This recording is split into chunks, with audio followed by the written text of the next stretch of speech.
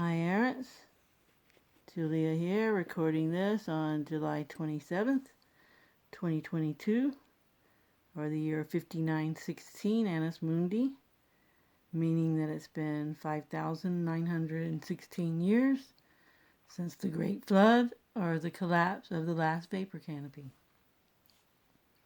All the information I present in these archaic summaries is how I interpreted Jason's and sometimes others' works, along with my own speculations and questions.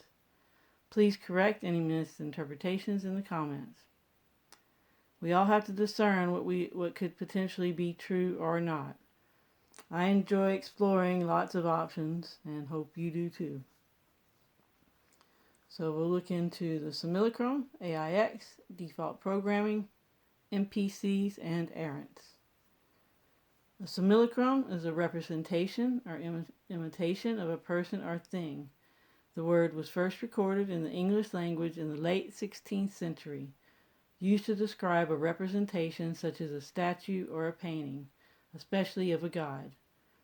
Jason refers to the simulation we currently reside in as the simulacrum. That's the way he pronounces it. I think it's supposed to be pronounced simulacrum, but I like his pronunciation. It's often people who get their information from reading books don't always pronounce the way things are pronounced in mainstream. Alright, AIX is a glitch in the program of the simulacrum that caused us to be trapped in an endless cycle of reincarnation. AIX was outwitted when Enki activated the Great Pyramid, flash burning an end to the simulation in the year 2178 with the final Phoenix event. Default programming, according to Jason, was programmed into the worker race's DNA by the Anuna. They wanted to ensure that they had compliant workers. If the worker became defiant in any way, then the default programming would be activated, making them submissive again. There is also default programming governing the overall simulacrum, making it always a struggle for the inhabitants to get ahead. Perhaps this is because they wanted to see how resilient to adversity the inhabitants could be, or it's part of the motive of AIX, or both. The default programming can be overcome with awareness and putting in work to overcome it. At this point in the simulation, people probably have different degrees of default programming.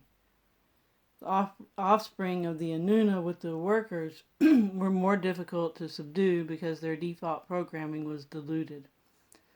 My guess is that Errants are descendants of the Anunnaki worker, the Anuna worky hybrids created when the Anuna bred with the workers. And of course the Anuna and Anunnaki are the same.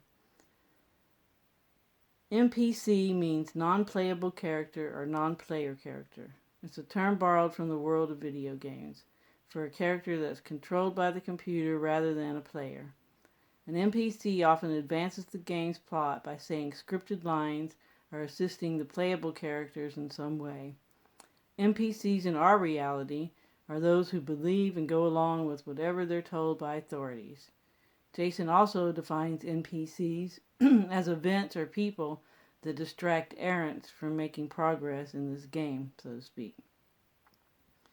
Errants are basically the opposite of NPCs in regards to how they respond to authority. Errants have imagination, intuition, empathy, and are fearless. Errants know things are not the way they seem and have the curiosity to investigate what is really going on. Errants have immortal personalities. NPCs do not. Errants create their own reality bubble using their informed field. Errants know they are divine immortal beings temporarily occupying avatars in an illusory reality. So how far does default programming go? Are NPCs just the ultimate in default programming? Can our signal only occupy certain frequencies like a radio station? Perhaps the avatar needs to be resonating at a certain frequency range in order to house our immortal essence. Of course, once we inhabit an avatar, we're confronted with constant choices allowing us to learn and grow.